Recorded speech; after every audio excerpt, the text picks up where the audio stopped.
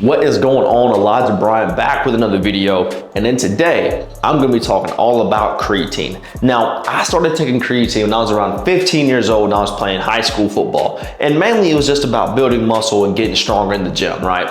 But as I've aged, I found that there's far more benefits of creatine outside of just a typical building muscle and getting stronger. And I'm going to be talking about that. Whether you are 5 years old, 60 years old, male or female, you should be taking creatine, and I'm going to tell you exactly why in this video. So today we're going to be covering what creatine is, some of the benefits of creatine, some of the potential downsides, the dosing you should be taking, and then I'm going to dismantle some of the false beliefs around creatine. Let's get into it. So creatine actually is a naturally occurring amino acid in the body. You get this naturally from your diet by eating things like beef, chicken, any animal meat you can consume is going to have creatine in it. And in our natural diet, most of us don't get, as a matter of fact, nobody is getting enough creatine from eating. You'd have to eat an absurd amount of animal meat to get the proper amount of creatine to even see some of these benefits that we're going to be talking about today. So that's why people supplement with creatine. And how does creatine work? So there's this thing called ATP, adenosine triphosphate. And ATP is basically the thing you need for your body to function.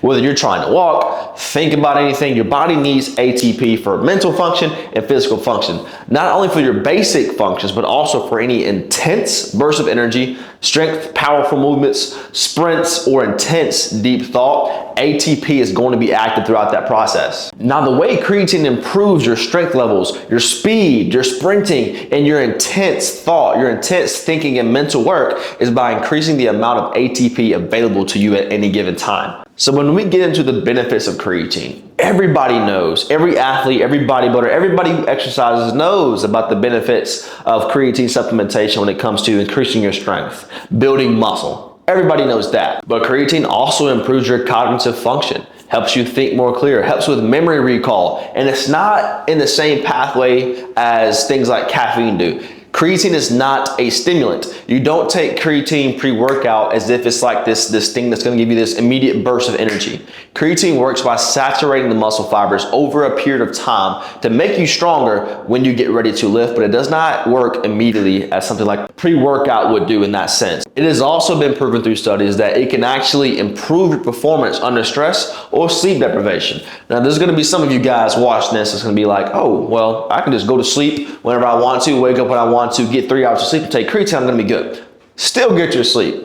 Still go to sleep at a good time, wake up, still try to get your 7 to 9 hours of sleep. You need sleep. But if you are somebody who struggles with sleep deprivation, you have trouble going to bed at night, you have trouble waking up in the morning, you're always feeling groggy, taking creatine has been proven to improve your functionality when you are in this sleep deprived state. So keep that in mind, but still try to get your 7 to 9 hours of sleep. More benefits that may not be completely obvious, but also creatine is going to increase your bone health or your bone strength. And there's not really much science to it other than the fact that you lift heavy weights, when you are in the gym, when you are trying to improve your strength, the tug that your muscle does on the bone, this is what actually increases your bone strength. And indirectly, if you're taking creatine and you're increasing your strength, you're increasing your muscle mass, you're increasing the load you put on your bones have to adapt to that and become stronger as a side effect. So creatine isn't this thing that enters your bones and thickens them or makes them stronger, but just by you putting more effort in the gym or just being strong in general, even if you are not working out. Next, we got the antidepressant effects of creatine.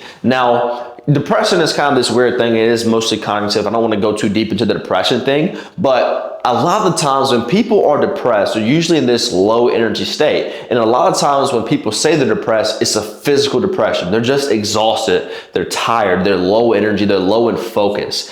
And by you taking creatine, improving your cognitive function, improving your performance under a sleep deprived state, or while you're in a sleep deprived state, you're going to improve your mood. And this has an antidepressant effect. So if you're at home and you're sad and you're tired right now, try to take some creatine for a few weeks and your depression might go away. Just saying, it just might go away. And one of the biggest things that creatine does that people don't actually know about is how it actually can reverse that aging process. So the way creatine slows down your aging is by improving your mitochondrial function. We talked about this earlier, but anytime you have somebody who is getting on up in their age and they're talking to these health advisors, they're not going to say this directly, or maybe they will. If they know what they're talking about, they'll say that they need to improve their mitochondrial function. And creatine is one of those things that whether you're working out, whether you're exercising or not, creatine is going to naturally increase the mitochondrial function within the cell. So if you're also somebody getting on up in age, you want to reverse the likelihood that you develop osteoporosis or sarcopenia, these things that degrade the strength in your bones or decrease the amount of muscle mass you have in sarcopenia. Taking creatine, whether you work out or not, now if you start to exercise and resistance train, you're going to improve these benefits even more. So when we get into the downsides of creatine, it does not cause kidney problems. It does not cause muscle cramps. It does not cause dehydration. All these things are myths that have been debunked over countless studies ever since creatine hit the market in the early 90s. These are things that came up here and there with no real scientific value. Nothing has proved that that is true. So you can take creatine safely, not worrying about messing up your kidneys. Now, creatine may cause gastrointestinal discomfort if you take an absurd amount of creatine, so a high dose of creatine in a short amount of time. So of course, if you're taking 40 grams of creatine in one scoop in one day in this specific time, your stomach's gonna get a little upset. So you can see this as a downside if you're a female who's addicted to the number on the scale, but it will make you gain weight from water, not fat. So one of the things that people talk about and they hate about creatine, when you hear them talking about, oh my gosh, it's gonna make me fat, it's gonna make me bloated.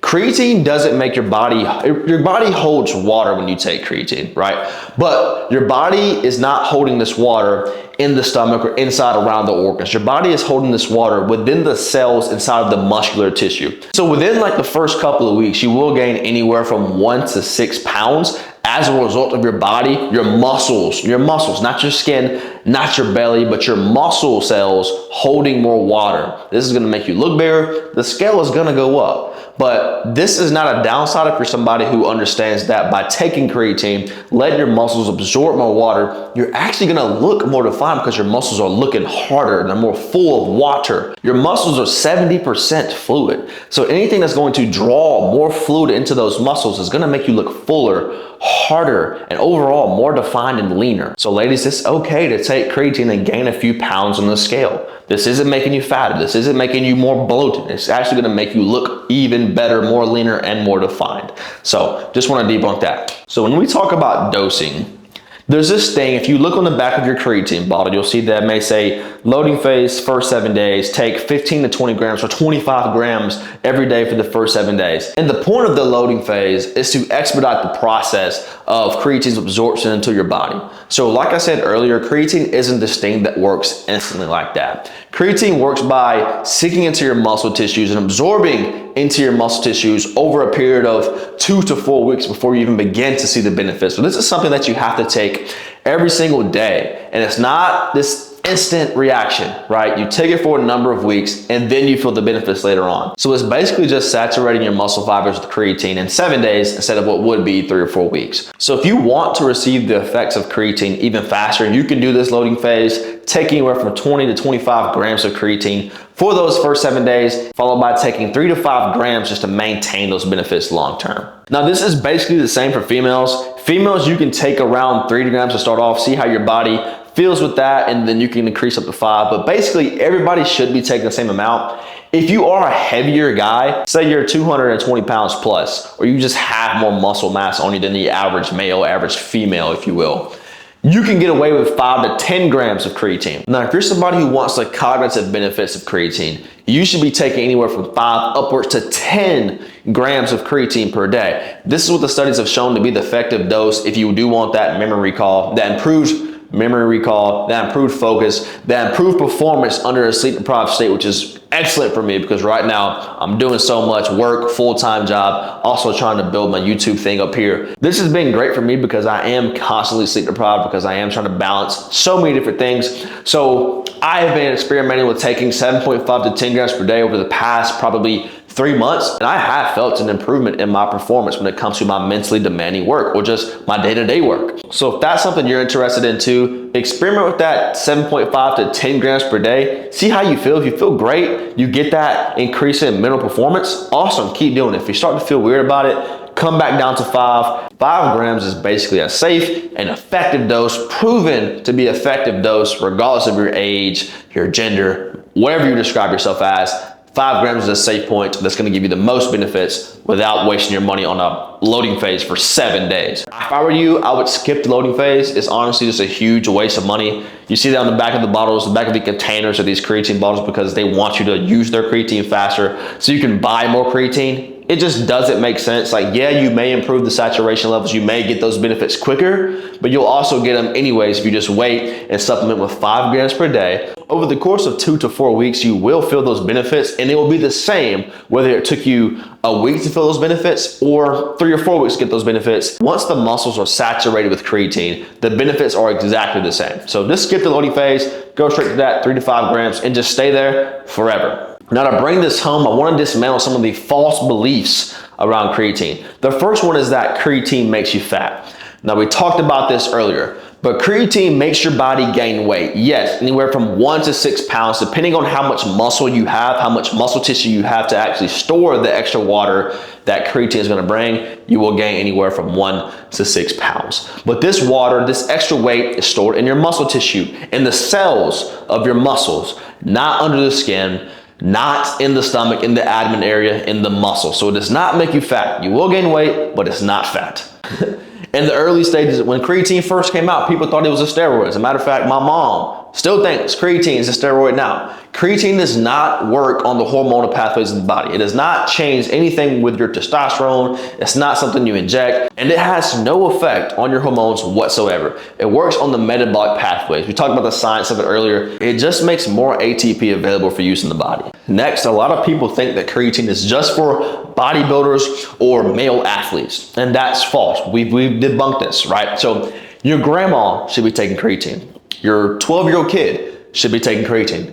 Everybody should be taking creatine. And regardless of whether you're exercising or if you're just somebody who just wants to maintain their cognitive function as they get up in age, creatine is for everybody. Now, when I first started working out, when I first started using creatine, I thought that I would only achieve the benefits of creatine if I took it right before I worked out or right after I worked out. Now, there are some studies, some science has proven that if you take creatine right before you work out, it does increase the amount of uptake you have, like the amount of creatine you can actually use available to you in your workout coming up in the next 30 minutes or an hour. But that's like, you can offset that little increase you get in performance for your workout by taking the extra 0.5 grams. So don't stress about having to take your creatine immediately before you work out or immediately post-workout. I thought if I didn't do this, I wouldn't feel the effects, or I would be wasting gains by not taking my creatine right around my workout. I do try to take it around my workout today because that's just how it works for me habitually. I mix with my pre-workout or with my whey protein shake. So it's just easier like that. But even on the days where I don't work out, I take it at the morning or the night, any time of day. It does not have to be around your workout. Some people think that creatine causes hair loss. And there's like one little micro study that brought this up that showed that creatine may cause hair loss in men, but that was such a stupid study with no real scientific evidence, no real backing, such a small study that you can't take that. So this myth came from something that was done years ago, back in I think 2007, that was already completely debunked. So you don't have to worry about taking creatine and suffering from hair loss. There's been countless studies that have proven that creatine has no effect on your kidneys. So you can take creatine safely without worrying about it affecting your kidneys. The last thing is that people think you have to cycle off of creatine. Creatine does not work like a steroid. So in the early stages of creatine, when it first came out, when it first hit the markets, people thought you had to treat this like a steroid, where if you took it for too long, you start to affect your body in some weird way. But creatine is something that your body produces naturally. It's not something that your body it's not something that is foreign to your body. You get it through eating animal meats. You just don't get enough of it to actually feel the amazing benefits that come from creatine. So you don't have to cycle on and off. It's not a steroid. You can take it every single day. As a matter of fact, I've taken 5 to 10 grams of creatine every single day for the last 3 years. And this is something that you can do too, that you should be doing too, regardless of your age or your gender. And you don't have to worry about cycling off or damaging your body by taking it consistently every single day for years and years on end. Honestly, I will never stop taking creatine because the benefits of it are so amazing. Now, that's pretty much it. That's pretty much all it is when it comes to creatine. Creatine is the most widely studied supplement on the market. It is the #1 recommended supplement, regardless if you're an athlete, if you're somebody's grandma trying to reverse the aging effects, if you want to be able to think better, improve your performance under pressure, no matter what your goals are, no matter what you're trying to achieve, creatine is this thing that's gonna improve your quality of life in general. There's just no reason not to take creatine. But look, I appreciate you watching to the end if you did, and I hope you come back to the next video.